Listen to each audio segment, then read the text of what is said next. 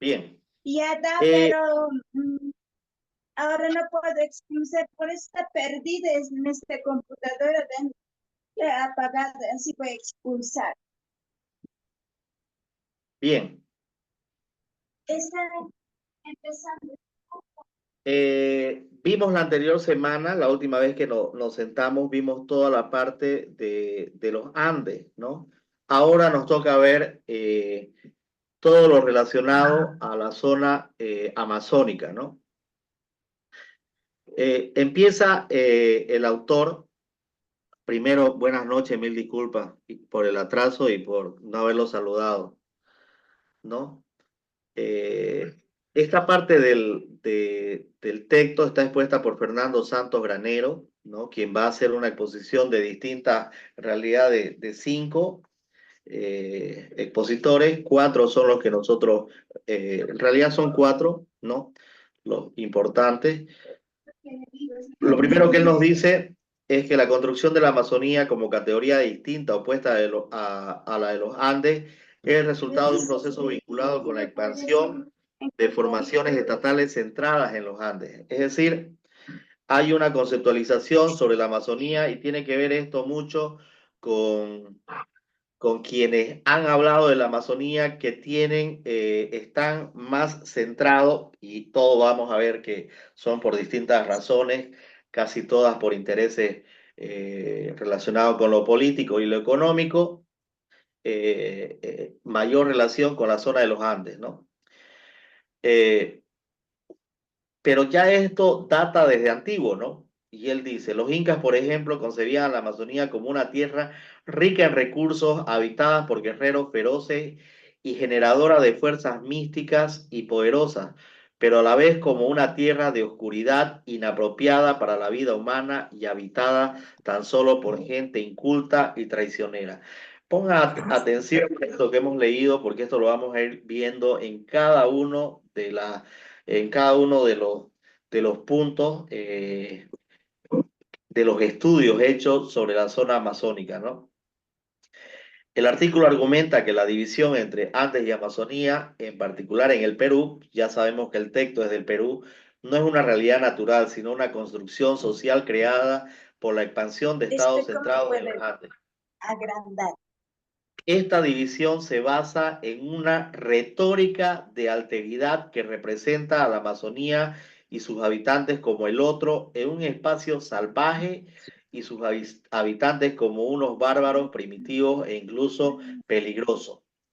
Esto, estos dos puntos leídos no se olviden porque es sobre lo que gira todo lo demás, ¿no?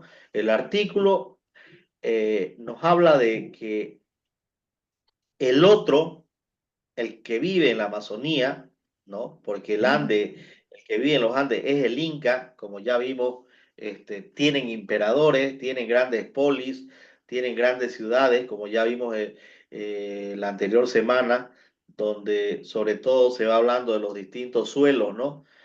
Acá no, acá se habla de una tierra baja, la tierra amazónica, que es considerado como el otro, si se quiere, por eso el alter, el concepto de alteridad, el otro, ¿no? Como una persona, no como una persona, sino como un salvaje. Entonces, la primera exposición la primera tesis que se plantea se titula Cruzado de la Fe. Aquí aparece, en este primer subtítulo, aparece el padre Francisco de Andrade. Francisco de Andrade, que era un misionero franciscano, ¿no? Él escribe en el 62 eh, todo un informe sobre las tierras bajas, pero fíjense qué es lo que busca el padre Francisco, ¿no? Convencer al rey de la necesidad de apoyar a la misión franciscana en la Amazonía. Para eso, él presenta una imagen de la Amazonía como un espacio salvaje, ¿no? Habitado por indígenas, crueles, bárbaros e inquietos. que necesitan la intervención de los franciscanos para ser salvados y convertidos al cristianismo. Andrade utiliza una retórica de alteridad que contrasta con la cultura indígena andina, ¿no? Presentando a los indígenas amazónicos como una versión pervertida y disminuida de los indígenas andinos. ¿Por qué pervertida? Él dice de que los indígenas amazónicos andaban prácticamente desnudos, tenían 10 hijos, tenían un montón de mujeres, y por lo tanto no tenían respeto por Dios, ¿no? Él se presenta como un cruzado de la fe que busca expandir el dominio español y la influencia de la Iglesia católica en la Amazonía. Su visión de la Amazonía y de los indígenas que la habitan está fuertemente influenciada por su propia perspectiva como misionero y por los intereses de la corona española. Él, en el relato, podemos ver en la lectura, Yo la de ayer igual lo... Paulina, la estamos escuchando. A Paulinita, eso ya apagó su micrófono. ¿Será todo el volumen? Profe Paulina, la estamos escuchando. Eh, ya me estaba olvidando de lo que quería decir. ¿Qué dice el padre Andrade? ¿No? ¿Qué podemos rescatar de él? Su visión de la Amazonía. Él la presenta como un espacio salvaje, inhóspito y habitado por indígenas crueles y bárbaros. Esta versión que él la presenta así tiene que ver con la necesidad, como dice ahí, de evangelizar a los indígenas. De hecho, él cuando va narrando lo que es la Amazonía, él va diciendo de que es una zona muy caliente, ¿no? De que es una zona muy caliente y de que todo lo que tenía que ver con las fuerzas, con la Guardia Española, solamente los podía acompañar a los franciscanos, los acompañaba los primeros días, pero luego no aguantaban la calor y se terminaban yendo, ¿no? Por lo tanto, toda esta narración tiene un interés, ¿no? De que la corona española ayude a financiar la permanencia de la iglesia, ¿no? O de la misión franciscana en esta zona amazónica. Su retórica de la alteridad. Andrade utiliza una retórica que contrasta la cultura indígena con la cultura andina, presentando a los indígenas amazónicas como una versión pervertida y disminuida de los indígenas andinos. Esto le permite justificar la necesidad de civilizar y redimir a los indígenas amazónicos. Necesita civilizarlos, por lo que dije hace rato, paraban desnudos, procreaban mucho y luego había que redimirlos, había que salvarlos, ¿no? Él maneja unas estadísticas y en esas estadísticas dice que las personas que se iban convirtiendo eran las personas que se iban salvando, ¿no? Que se iban salvando y por lo tanto había que seguir convirtiendo al indígena amazónico para que esté libre de pecado y que Dios lo siga salvando. Su pragmatismo busca convencer al rey español de la necesidad de apoyar las misiones franciscanas utilizando argumentos tanto religiosos como económicos. Promete la salvación de las almas, pero también la posibilidad de obtener riquezas de la Amazonía. Ya empieza a haber una conceptualización de que la zona amazónica, si bien es cierto, es caliente y ahí hay una contradicción, es una zona cruel, bárbara, caliente, todo, pero estaba llena de distintas clases de alimentos y también ya se empieza aquí a hablar el tema relacionado con el dorado. Obviamente en toda su narración, Andrade tiene una falta de objetividad, es más subjetivo y utiliza más sus intereses personales y de la orden franciscana, ¿no? Por eso es que está totalmente parcializado, porque no dice nada positivo sobre estas tribus, no, no se preocupa por decir realmente cómo ¿Cuáles son las características de esta gente con la que, de la que no encuentra ningún aspecto positivo que hablar de la gente que se encuentra en la Amazonía?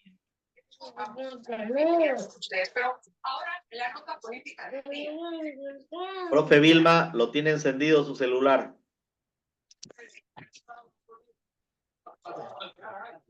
Algunas preguntas de opción múltiple que podemos hacer sobre este texto. ¿Cuál era el objetivo principal del padre Francisco de Andrade al escribir su informe? Ya lo hemos dicho, ¿no? 1.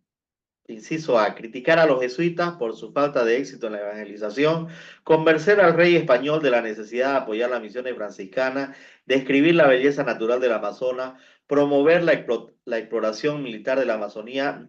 Es la B, convencer al rey español de la necesidad de apoyar las misiones franciscanas. ¿Cómo presenta Andrade a los indígenas amazónicos en su informe? Como gente cruel, bárbara e inhóspita, ¿no? Como gente cruel, bárbara e inhóspita, pero también podríamos haber dicho que como gente pervertida, ¿no? Porque es algo que aparece mucho en el texto, ¿no? Que son pervertidos. ¿Qué argumento utiliza Andrade para justificar la necesidad de evangelizar a los indígenas amazónicos? Que los indígenas amazónicos necesitan, primero, que los indígenas amazónicos son una amenaza para la seguridad del imperio español, ¿no? Porque él mismo cuando narra dice que se puede convivir con ellos, ¿no? Que los indígenas amazónicos son ricos en recursos naturales, no, porque si bien él habla de que tiene recursos naturales y de que es una zona que se puede expandir y ya da luces de lo que es el Dorado, tampoco lo menciona. Sí dice que los indígenas amazónicos necesitan ser salvados de una vida condenada al infierno, ¿no? Que los indígenas amazónicos son una fuente de mano de obra barata, no lo toma. Él en su discurso usa sobre todo la necesidad de salvarlo. Un segundo relato, ya hablamos, no se olviden, ¿no? El primer relato es del padre Francisco de Andrade. Nuestro segundo relato es de Pedro Borges o Boorques, ¿no? Buscadores del Dorado. Este relato se centra en el capitán Pedro, un aventurero español que busca riqueza y gloria en la Amazonía, impulsado por el mito del Dorado. Él sí viene directamente con unos intereses totalmente económicos, ¿no? A diferencia del padre Andrade, ¿no?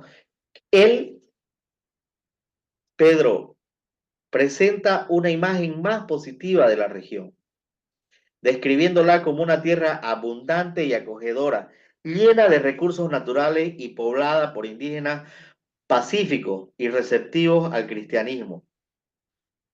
¿Qué es lo que busca él? Convencer al rey del Perú de que él y no los franciscanos es la persona adecuada para conquistar la selva central, ¿no? Porque obviamente él dice que son buenos, se puede estar con ellos, se puede conversar, se puede convivir, y que él y que personalmente con él tienen muy buen trato, ¿no? Por eso él dice que a diferencia de los franciscanos, ¿no? Él ha encontrado la forma de relacionarse con estos indígenas.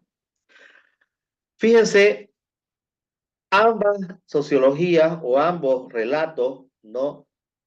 De alguna manera buscan servirse de los indígenas, buscan intereses personales. Por un lado está el tema de la riqueza con Borges y por otro lado está el tema de la misión franciscana con el sacerdote, ¿no? Mientras que Andrade, el sacerdote, presenta a los indígenas como una versión pervertida, Borges lo presenta como una versión mejorada. Los indios de las tierras bajas son más blancos y más buenos mozos, más inteligentes y generosos y morales, pero sobre todo son más pacíficos y dóciles. Eso es lo que dice de manera repetida Borges, y sobre todo lo dice en relación también a los incas, ¿no? Principales características del discurso de Borges: abundancia y fertilidad. Para él, la Amazonía es una tierra rica en recursos naturales, con una gran variedad de minerales, plantas, animales y ríos navegables. Hay una diversidad de riqueza en la flora y en la fauna, ¿no? Incluyendo un gran valor medicinal y comercial. Hace una narración muy bonita, ¿no? Pero obviamente con un interés personal. Acogedora y habitable. A diferencia de la visión de Andrade, él presenta a la Amazonía como un espacio habitable y agradable, que sin mencionar las dificultades climáticas o la presencia de animales peligrosos. Él clasifica, y esto me parece interesante en su narración, ¿no? Clasifica el mundo natural tal como lo hacen en Europa, ¿no? Habla de que hay un reino mineral, hay un reino vegetal y está el reino animal. Lo que más le interesa a él, por supuesto, es el reino mineral, ¿no?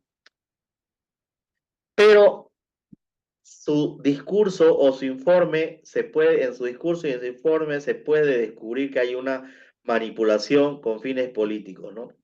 La imagen positiva de la Amazonía que presenta se basa en una observación, no se basa en una observación objetiva, sino que está manipulada para convencer al virrey de que la región es un espacio ideal para conquista y la explotación. En conclusión, eh, hay una construcción ideológica que busca justificar la ambición de conquistar la Amazonía para buscar riqueza y él para buscar gloria. Porque él en el relato, uno cuando va leyendo el relato, él no dice yo voy a llevar a mi gente, hola, yo voy a llevar a mi gente y ustedes me pagan por llevar a mi gente. Él lo que pide es que una vez que haya sido conquistado, recién tenga alguna clase de beneficio. Preguntas de opción múltiple. ¿Cuál era el objetivo principal de Borges al escribir su petición al rey? Obtener permiso para explorar la selva central en busca del dorado. Él tiene claro que hay la idea de que existe el dorado, ¿no? De esa historia mítica, y él eso es lo que quiere. Quiere explorar la Amazonía para encontrarse con este territorio. ¿Cómo presenta Borges a los indígenas amazónicas? Como gente cruel, como gente pacífica, como una amenaza para la seguridad del imperio, como aliados potenciales, como gente pacífica, hospitalaria y receptiva al cristianismo. ¿Qué tipo de retórica utiliza Borges para construir su imagen de Amazonía y sus habitantes, de la Amazonía y sus habitantes? Él dice que son amigos, ¿no?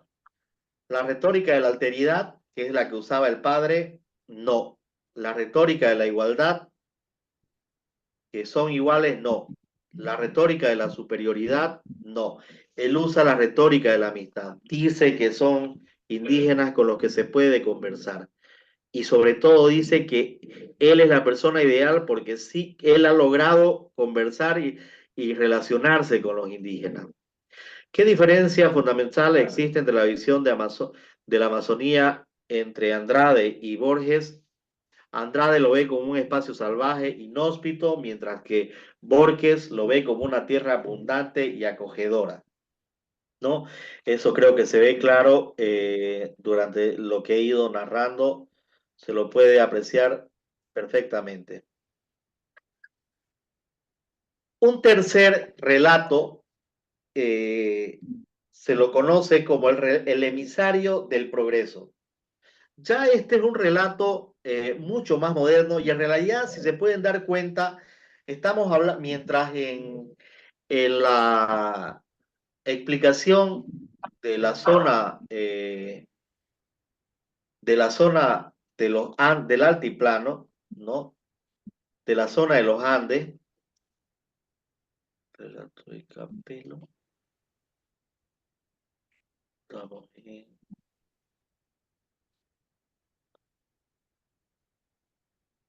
Salvador del Dorado. Ahí ya.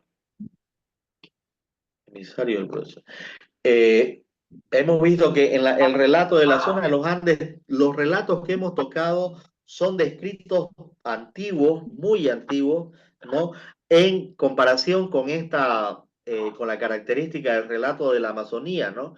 Que son relatos, si se quiere, más contemporáneos y que por lo tanto son más comprensibles, ¿no? El otro, si se acuerdan, mucho más complejo a la hora para hacer la lectura y para encontrar hasta los nombres, las distintas tribus que van apareciendo. Aquí sí aparece una más adelante, porque nos vamos a encontrar con alguien que para ustedes es conocido en estos tiempos, no es que sean nuestros amigos que los admiremos, pero sí son contemporáneos nuestros. Emisarios del progreso. En este relato se analiza el discurso de Joaquín Capello, un ingeniero y político civilista peruano, quien a fines del siglo XIX, durante el auge del liberalismo en Perú, abogaba por la colonización de la Amazonía como un motor de progreso para el país. Capello, al igual que otros civilistas, veía la Amazona como un espacio virgen con un gran potencial económico y estratégico que podía ser desarrollado a través de la ciencia, la tecnología y la moral occidental.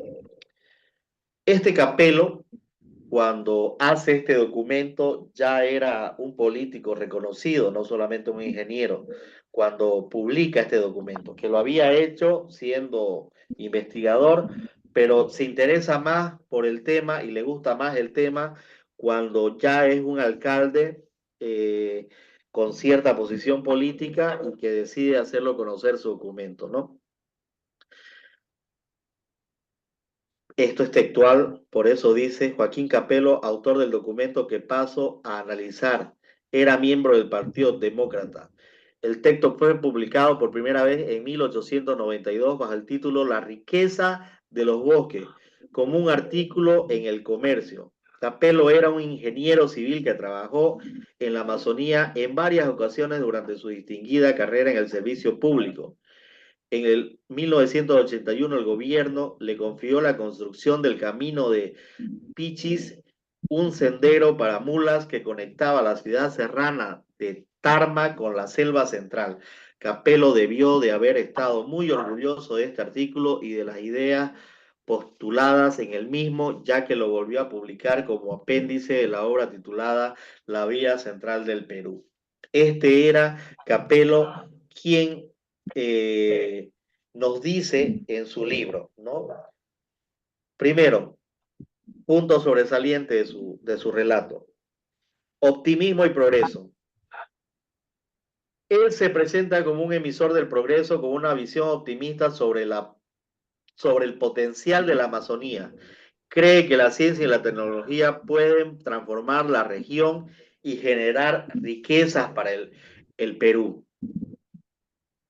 Obviamente ya vimos las dos anteriores versiones o los dos anteriores relatos y vemos que ambos también encuentran, sobre todo el de Borges, encuentra que la zona amazónica es una zona muy rica, ¿no? Y él retoma estas ideas.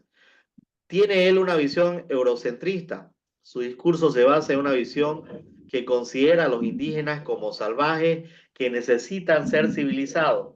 Desprecia su cultura y sus sistemas de organización social y económica. A diferencia de Borges, que los ve a los amazónicos como personas buenas, él retoma el relato de los franciscanos o del franciscano, donde los considera unos salvajes que necesitan ser civilizados. Concepción económica. Él ve la Amazonía, una vez más, como vimos en el anterior, como un espacio virgen con una gran potencialidad económica que puede ser explotada para beneficio del Perú. No considera las consecuencias sociales y ambientales de la colonización, es decir, no toma en cuenta para nada lo que pueda pasar con los pobladores. Su concepción, su nacionalismo, defiende la idea de que la Amazonía debe ser colonizada por peruanos, no por inmigrantes europeos, ¿no? Entonces él expresa un nacionalismo que busca integrar la Amazonía al Perú, pero sin cuestionar la lógica colonial de la conquista y la explotación. Es decir, tiene que haber conquista, tiene que haber explotación, pero tiene que ser hecha por los peruanos, no por los extranjeros. Contradicciones, ¿no? Podemos ver que su discurso se basa en contradicciones. Por un lado, reconoce la belleza, fíjense bien, reconoce toda la belleza y el misterio de la Amazonía, pero por otro lado, lo presenta como un espacio salvaje que necesita ser civilizado. Es decir, habla de que hay que hacer que progrese la Amazonía, pero lo ve como un lugar que debe ser conquistado. Por lo tanto, la contradicción se amplía cuando defiende la libertad de los indígenas, pero al mismo tiempo los considera incapaces de desarrollar la región por sí mismos y por eso deben ser conquistados por los mismos peruanos, ¿no? Que obviamente esos mismos peruanos, ¿dónde están? En Occidente, ¿no? Porque él sitúa al occidente como la zona central del Perú y la zona amazónica como una zona todavía salvaje. Por lo tanto, se critica la visión de Capello señalando que su discurso ecológico se basa en los mismos tópicos o tropos que los misioneros coloniales presentando a los indígenas como salvajes, ignorantes que necesitan ser civilizados, ¿no? Se destaca esa contradicción que ya habíamos dicho,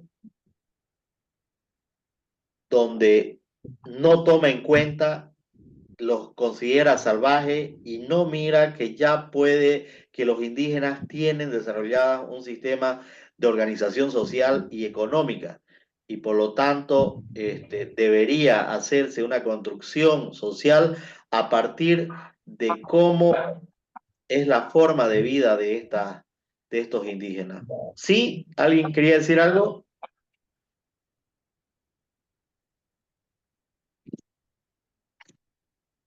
Su conclusión del discurso, porque estamos hablando de una época ya moderna, ¿no? Sigue reproduciendo la lógica colonial de la conquista y la explotación. Preguntas de opción múltiple. ¿Cuál era el principal objetivo de Capello al escribir su artículo? Promover la integración, denunciar la explotación de los indígenas amazónicos, promover la integración de la Amazonía al Perú, criticar la influencia de los militares en la política peruana, defender la necesidad de una mayor inversión en la educación, promover la integración de la Amazonía al Perú y también promover la explotación de la Amazonía por los mismos peruanos, ¿no? Si hubiera esa alternativa más la B serían las correctas. ¿Cómo presenta Capello la integración de la Amazonía al Perú? Como gente salvaje, ignorante, necesitada de civilización, ¿no? No toma en cuenta, por lo tanto, para nada el cómo está organizada, el cómo vive en el día a día, no toma en cuenta su cultura, ¿no? Su idiosincrasia, no. Los ve como no se relaciona con la forma que está desarrollada la zona de los Andes, la ve como gente salvaje, ignorante y necesitada de civilización.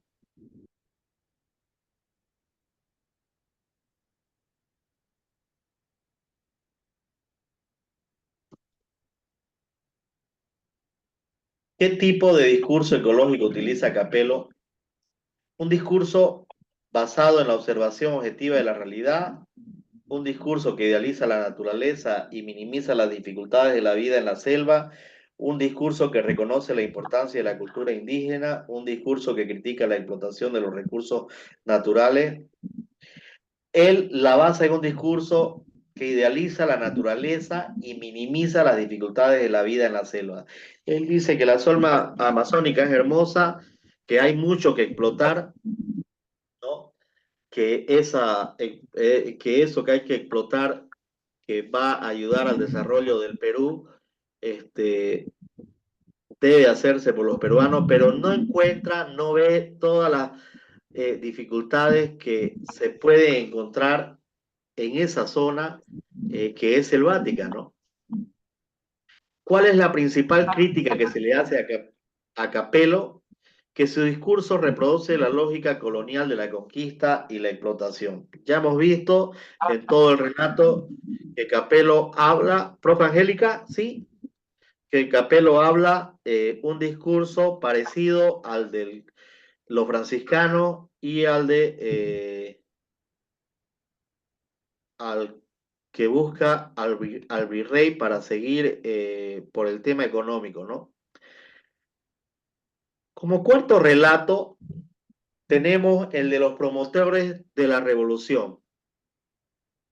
Y les decía hace rato que es un relato con gente conocida, porque a quién de nosotros, bueno, a los que tenemos más de 40, no nos suena el tema de Sendero Luminoso, ¿no? Y efectivamente el cuarto relato tiene a Sendero Luminoso, un movimiento revolucionario que tenía como propósito del discurso sobre la Amazonía para justificar su lucha.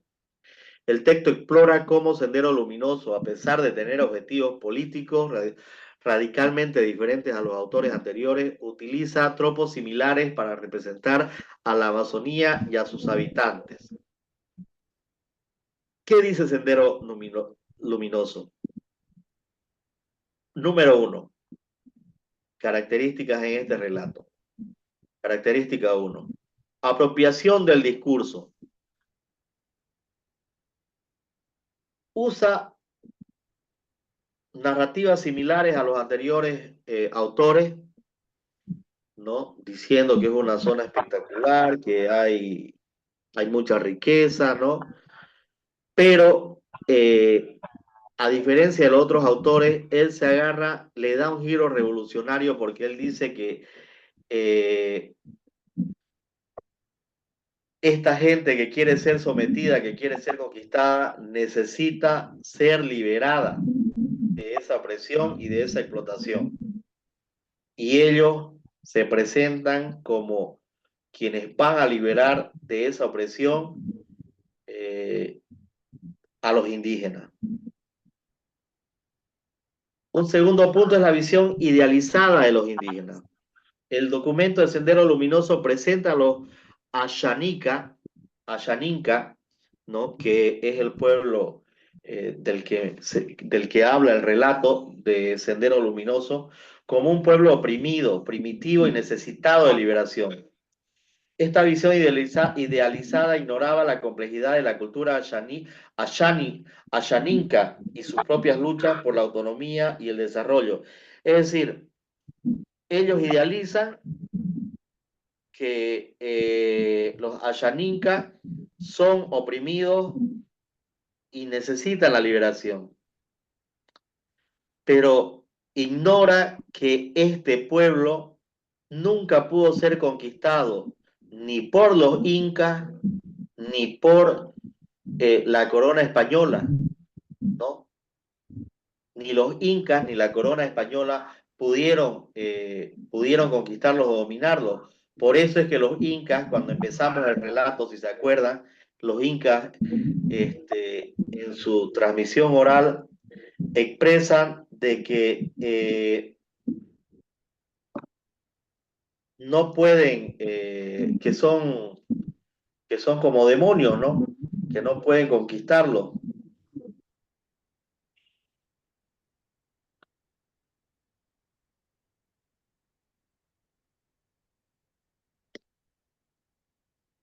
Este es un pequeño relato del libro sobre Sendero Luminoso.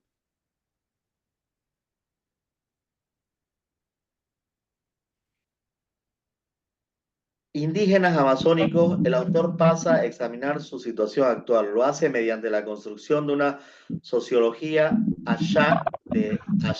ashaninka, que en muchos aspectos es tan imaginario como la de Andrade, Borges o Capello. El autor sostiene que los ashaninkas son guerreros famosos, son guerreros famosos. Hoy en día, sin embargo, viven en los márgenes de la sociedad clasista, sufriendo pobreza y explotación extrema. Me escriben diciéndome que no pueden entrar al taller.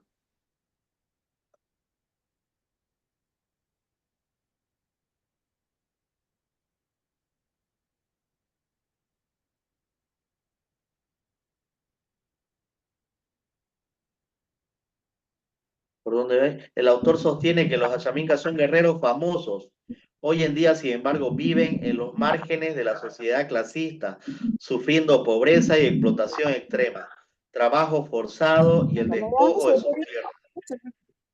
Este tipo de discurso es característico de la retórica política de todas las organizaciones de izquierda, pero aquí se pone al servicio de una visión particularmente sesgada de los pueblos indígenas amazónicos. De este modo, el autor del documento explica que cuando no se encuentran esclavizados en plantaciones, viven una vida social caracterizada por el consumismo primitivo, procurando alimento mediante la cacería, la recolección y una agricultura limitada, como resultado de la opresión capitalista y de las condiciones de vida primitiva. Este documento o este relato del libro lo quise tomar porque creo que nos aclara bien esta visión idealizada que tienen ellos sobre los indígenas, ¿no? Omisión de la realidad. Seguimos con Sendero Luminoso. El documento omite datos importantes sobre la realidad de los Ashaninka, o no sé cómo se nombrará, tiene acento, ¿no? Ashaninka, como su organización social, sus avances en la lucha por sus derechos y su participación en la economía regional. Esta omisión sirve para reforzar la imagen de pueblo pasivo y necesitado de la intervención de Sendero Luminoso. Obviamente, no hay una omisión de la realidad porque en esta realidad no entra esa idealización que justifica la presencia de Sendero Luminoso en esta selva donde ellos viven, ¿no? Crítica a los agentes no indígenas. Sendero Luminoso acusa a los antropólogos, promotores y misioneros de ser proxenetas y de promover el fatalismo cristiano. Esta crítica busca desacreditar a cualquier actor que no esté alineado con su ideología y fortalecer su posición como únicos salvadores de los indígenas.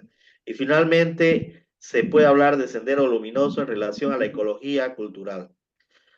Sendero Luminoso combina los tópicos ecológicos y sociológicos con una visión mística de la Amazonía, ¿no? Esta ecología cultural busca conectar la lucha revolucionaria con la defensa de la naturaleza y la cultura indígena, creando una imagen romántica y heroica del movimiento, ¿no? Que ellos se van a encargar en realidad de que no se pierda toda la espiritualidad, toda la religiosidad, toda la cultura de esta cultura.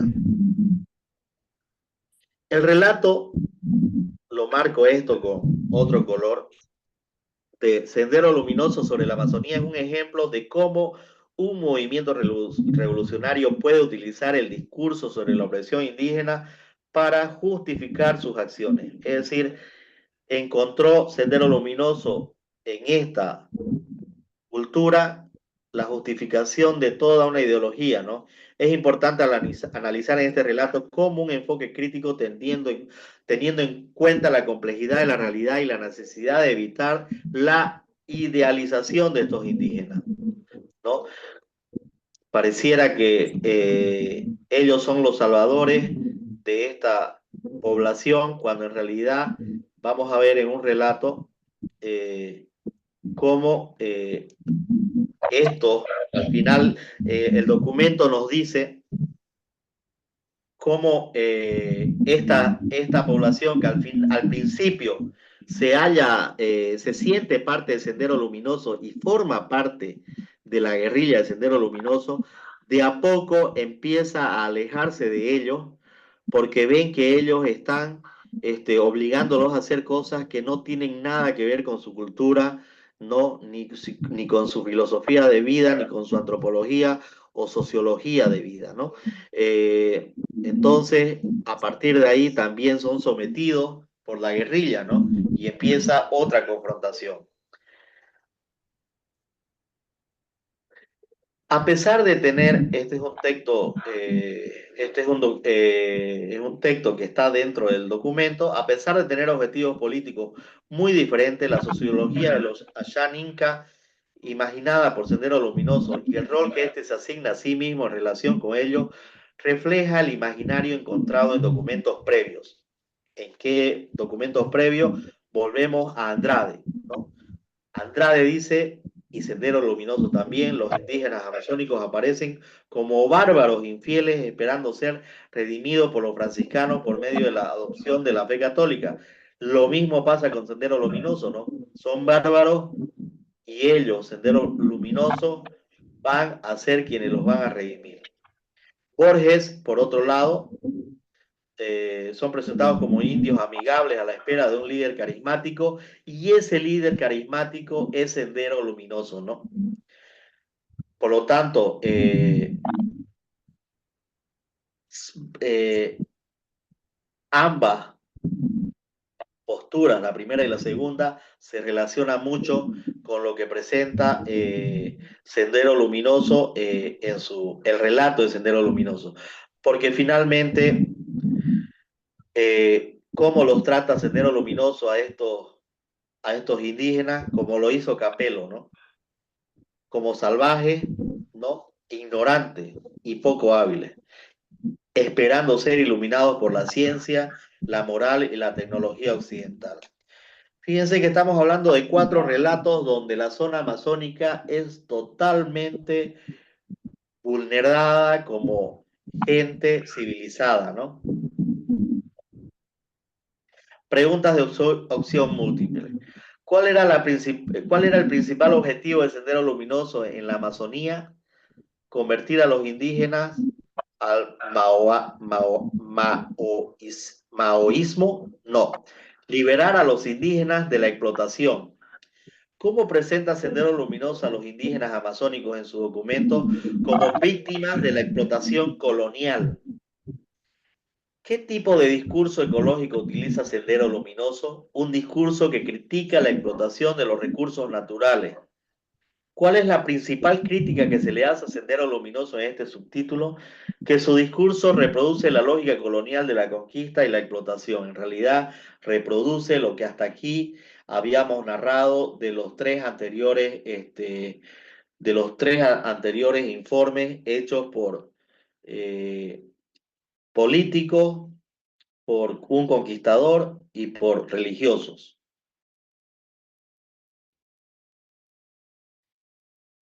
Y finalmente está el mercaderes del misticismo. Piense que cómo se acerca cada vez más a nuestros tiempos y cómo sigue siendo entendida la Amazonía como una zona totalmente virgen, ¿no? A diferencia de lo incaico, ¿no? Este punto analiza cómo el turismo, ¿no? De tipo nueva era se ha apropiado del imaginario de la Amazonía peruana, presentándolo como un lugar de poder espiritual y sabiduría ancestral. El texto se centra en el análisis de una página web de la agencia de turismo El Tigre Journeys, que ofrece una excursión llamada Odisea de Ayahuasca, ¿no? El Mercaderes del Misticismo toma en cuenta este tour y esta página web que lo que hace es de alguna manera inducir a las personas, al extranjero, a que venga, ¿no? O al oriundo también eh, de la zona de los Andes, a que venga y experimente el poder, un lugar, una experiencia espiritual personal y ancestral. Este documento en el informe nos dice que presenta una preocupación por el medio ambiente y el interés por la Amazonía como fuente de experiencia espiritual. Ya dijimos que analiza este discurso publicitario de esta agencia examina cómo se combina lo ecológico y lo sociológico con un discurso de misticismo, ¿no? Por eso es que crea una ecología cultural, ¿no? De la Amazonía. Destaca la importancia de la autenticidad en el discurso de la agencia que busca ofrecer una experiencia verdadera que realmente le haga a la persona encontrarse con sí mismo a partir de la experiencia con lo natural. Eso natural se encuentra en la Amazonía. Por lo tanto, presenta una promesa de empoderamiento espiritual y de curación personal que se va a generar en esta excursión eh, que se hace en toda la zona amazónica y que por supuesto no es un gasto, sino una inversión en sí mismo. Algunos datos de este que podemos tocar de este documento, de este informe. Hay una mercantilización de la diferencia. Es decir, te estamos dando algo distinto que no lo vas a recibir en otro lado. Por lo tanto, la Amazonía tiene esa peculiaridad y esa riqueza que te puede hacer crecer o encontrarte con vos mismo, ¿no? Y por lo tanto, es importante que lo compres. Vende y busca que se consuma, ¿no? Vende y busca consumidores. Es un consumo simbólico,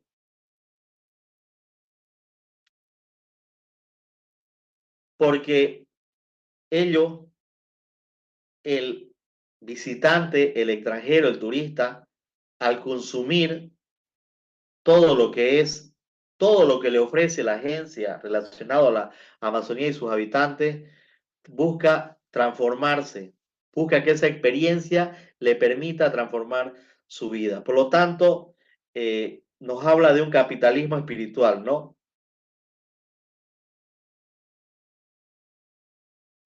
Porque si bien es cierto, lo espiritual debería ser algo gratis y debería ser un encuentro personal, acá no. Acá el espiritualismo se convierte en capitalismo y se lo vende, ¿no?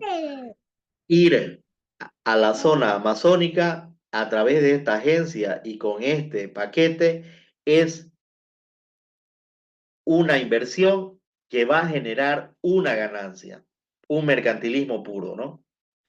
Por lo tanto, en relación a los documentos anteriores, porque es lo que hemos ido haciendo después de cada relato, ¿no? Andrade, Borges y Capello intentaron persuadir a las autoridades de su época de que la inversión en la conquista de la Amazonía produciría abundantes riquezas para el imperio o la nación, para el Perú.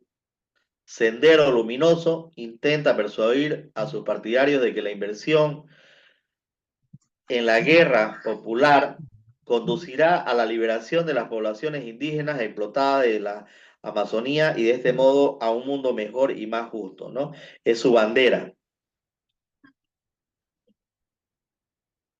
Sin embargo, la organización de esta odisea, ¿no? La agencia de esta odisea llamada Ayahuasca, la odisea es Ayahuasca, es decir, el paquete turístico se llama así, intenta persuadir a sus potenciales clientes de que la inversión en su excursión amazónica va a aumentar su capital espiritual y su poder personal.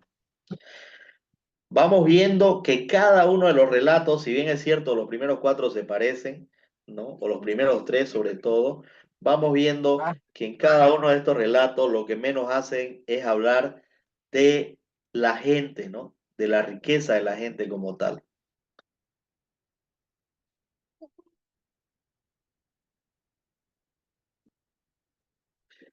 Todos estos autores resaltan la singularidad y carácter foráneo de la Amazonía, comparándola con los Andes, es decir, hay una representación, hablan de la singularidad de la Amazonía y lo comparan con los Andes como algo que está fuera de sí, ¿no?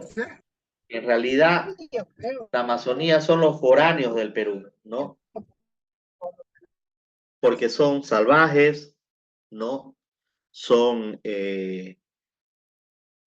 personas, son indígenas todavía, ¿no?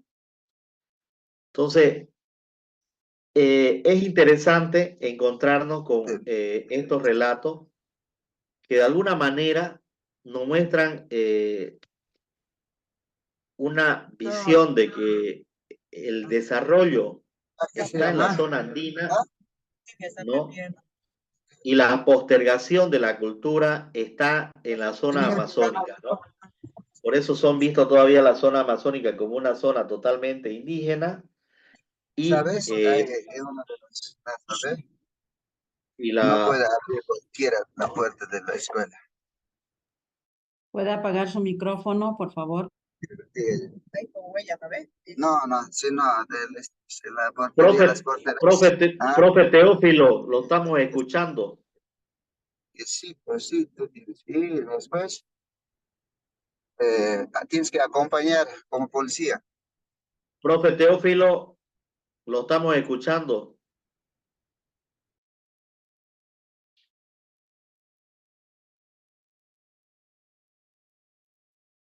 Preguntas de opción múltiple. Los textos analizados en este subtítulo fueron producidos a lo largo de más de 3 siglos con autores de diversos orígenes sociales, políticos e interculturales y con diferentes objetivos. Sin embargo, compartimos un esquema temático común.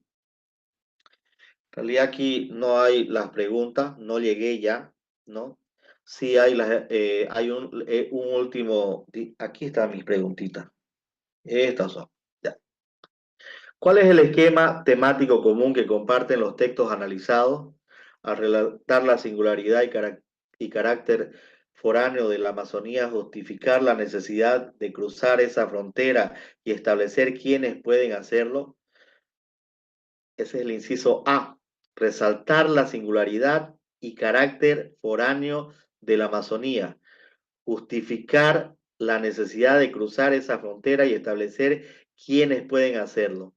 B. Representar a la Amazonía y sus habitantes de diversas maneras, ignorar o mercantilizar la región y usar. Y C. ¿Dónde está C? C. Ambas respuestas son correctas. ¿Cuál es el esquema temático común que comparten los distintos textos analizados? 1. Resaltar la singularidad y carácter foráneo de la Amazonía. Obviamente hemos visto que hablan de los indígenas amazónicos como la tribu, ¿no? Como las tribus que están fuera de la orbe, que es la que está en los Andes, ¿no?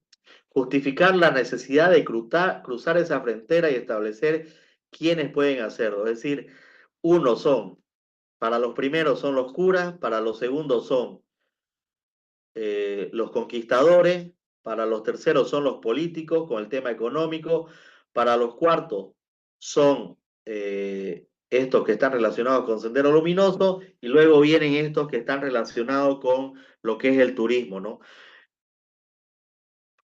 Cada uno busca su interés de decir quiénes pueden hacer, quiénes pueden cruzar esta frontera. Y en la segunda, representar a la Amazonía y sus habitantes de diversas maneras, ignorar o mercantilizar la región y usar a los Andes metonímicamente. Es decir, representar a la Amazonía y sus habitantes de diversas maneras, efectivamente es lo que hacen, ¿no? Cada uno le da la interpretación de acuerdo a su conveniencia y efectivamente lo que buscan es ignorar la cultura, la riqueza, la historia de la región por mercantilizarla y usarla como parte, como una riqueza que es de los Andes, no como una riqueza autónoma, ¿no? Sino como parte de los Andes. ¿Cuál es la razón sugerida por el autor para que no exista una posición intermedia para representar a la Amazonía? Inciso A, porque la frontera entre Amazonía y los Andes separa una esfera estatal en expansión de una esfera donde el Estado no es firmemente implantado. B, porque los autores de los textos comparten patrones culturales comunes y venden ideas o ideales como mercancías. C, porque la Amazonía es ignorada o representada como mercancía incluso por científicos sociales. Es la A, porque hemos visto en cada uno de los relatos que la zona amazónica, y antes del primer relato de los franciscanos, vemos cómo los incas hablan de la Amazonía como una tierra que tiene una población y que tiene una forma de gobernarse, ¿no?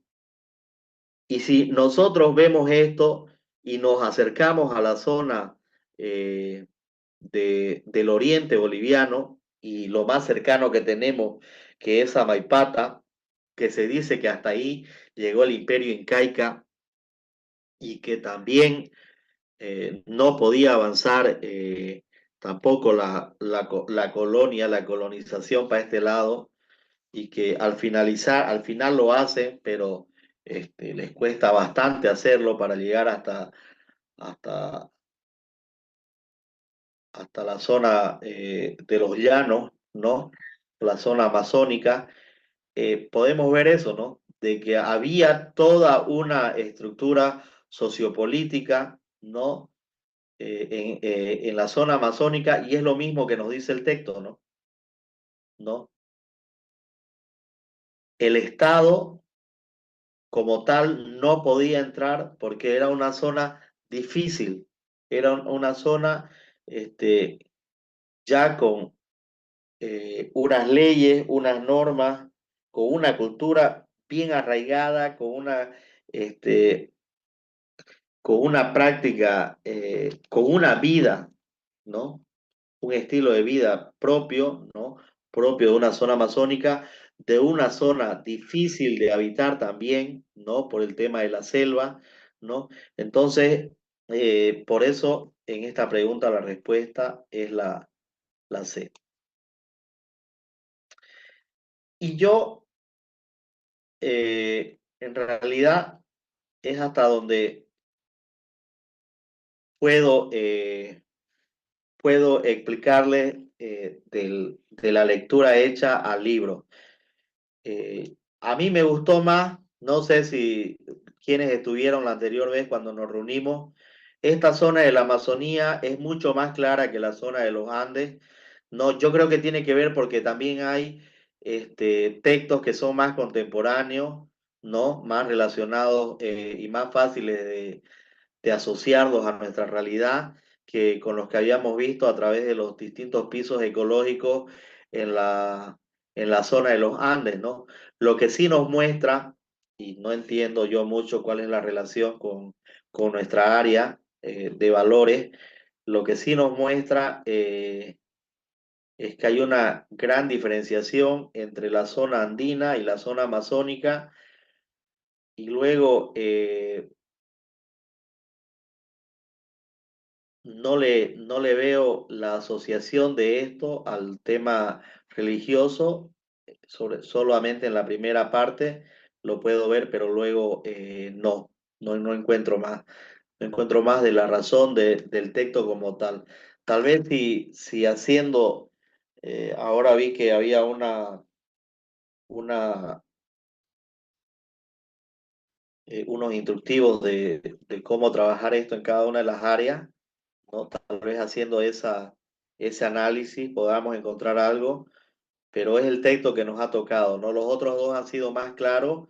Este es sobre todo una comparación entre la zona amazónica y la zona andina, y encima de un país que no es el nuestro, ¿no? De un país que no es el nuestro, del Perú, es un país vecino, tenemos antes fuimos Alto y Bajo Perú, pero obviamente ha pasado mucho tiempo de ello hasta aquí, y estas son experiencias netamente peruanas, que porque hemos usado ahorita, hemos hablado de Samaipata, pero no sé si qué pueblo, a qué pueblo se puede referir al hablar, relacionarlo con los nuestros, ¿no? No sé si podemos hablar de los chiquitanos, de los ayoreos, ¿no?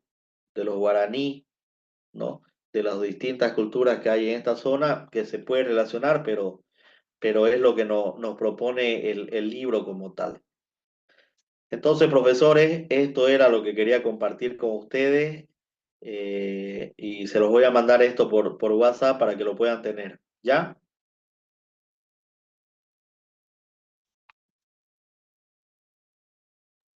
Hola. Gracias, Licen. Gracias, Licen. Muy buen trabajo, de verdad, me encantó. Bueno, muchas gracias. Muchas gracias. Entonces, esto enseguida se los voy a mandar. ¿Ya?